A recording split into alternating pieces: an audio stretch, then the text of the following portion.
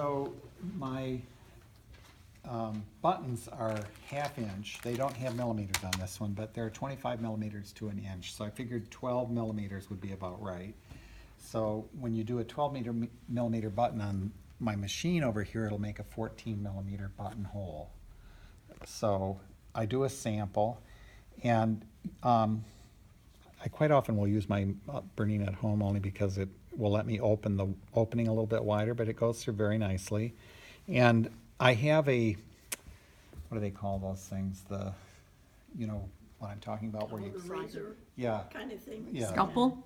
Buttonhole cutter. yeah, buttonhole cutter basically, that I use normally. But since I didn't have one, and if you don't have one, you don't need one, I just pinned across where the bar tacks were on each side, and I took my seam ripper and ripped it through in the middle, and you go one direction then the other.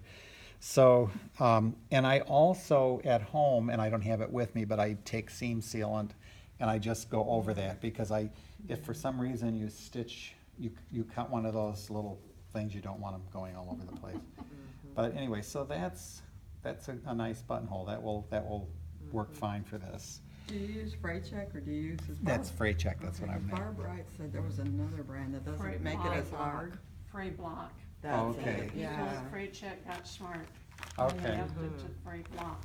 Okay, well, whatever, I'm not even sure which one I use, but whatever I have at home. So, then I mark where I want my buttonholes, and on the cuff, you're gonna wanna go in the middle. So I would measure, actually I would take something else. That's why we have to have all these things to measure with, because you use different, I don't know why it is, but the same one doesn't seem to work for everything. So this is about 2 3/4 by the time we took the seam allowances out of it. And you can go in the middle. If I have a striped shirt, sometimes I will go where a stripe is. It's just a guide, and then it'll be the same on both sleeves. But on this one, since we've got 2 1/4, I might do about 1 1/4. I mean, sometimes you just sort of eyeball it, or might go 1 1/8 would be more closely to where the center is. So I would mark a center line. Just doing this, I lay this on the table usually and get a better. You can lay it on the table. I'll just, if people can see it. And you just have to remember what you did on one side so you can do it on the other. Now Let me see it when you take it off. There we go. Okay. So it's just marked there, and I would probably make it even longer because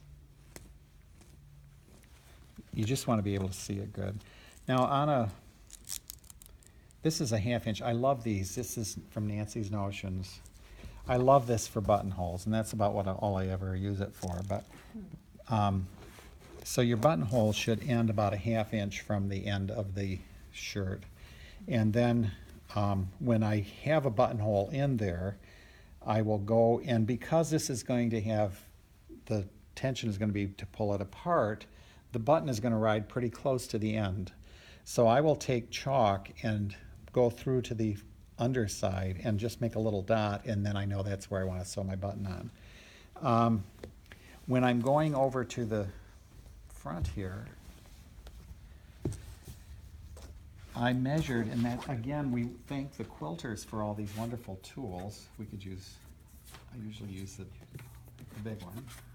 Oops, excuse me. And what I did was measured my my stitching, because that's what people are going to see. That's so prominent. And it is the same from both sides, so that's okay. And that is about 1 1 1/8, which makes it kind of tough. So what we're going to do is a 1/2 plus a 1/16, which is about there. And again, the reason I like this is because if I do a 1/2 plus a 1/16, that's about 3/4 to the front fold of the shirt. Do you see that? And then you can kind of make sure that your front follows that line all the way down. That's one of the nice things about using these rulers.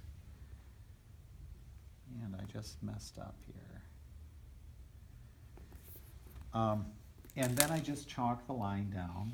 Now, when I looked at this and eyeballed it, in places it looks to me like it went shot over a little bit too far. So I might just go back and check that, and it looks like I did, maybe something moved when I was chalking it. Then when I do this, I usually, the grain of this fabric runs kind of like this, and I like the buttonhole to kind of be on the grain, so it will be somewhat slanted.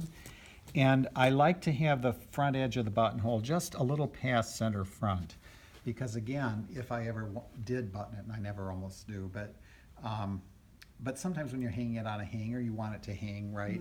So if I just go a little bit past center front for that piece, and then I just go along this part of the buttonhole, and again, you can use this if you want to mark that line. And you can see, because the weave of this fabric is really open, and you can see where that runs along the grain of the fabric. Then on buttonholes, now women, it's going to be different than men, but on a man's shirt, what I like to do, my buttonholes will start at this end and go this way. And I always start at the bottom and work up, so that if there's a problem, it'll be in a place that's not as noticeable. And then I mark them I like my first button to be 3 inches, because I wear V-neck t-shirts, and if I go 3.5, sometimes the t-shirt shows. So if I go 3.5 from here, actually, yes, here's the 3.5 mark, and if I go 3.5 from here, the buttonhole will go up about 1/2 inch. Remember, that was a 12 millimeter, and that's 1/2 inch. So that'll be fine. That'll be right in the center there. That'll be less than 3.5 inches. But then I mark every 3.5 inches, and that's just where we're going to start our buttonholes, and they'll be evenly spaced.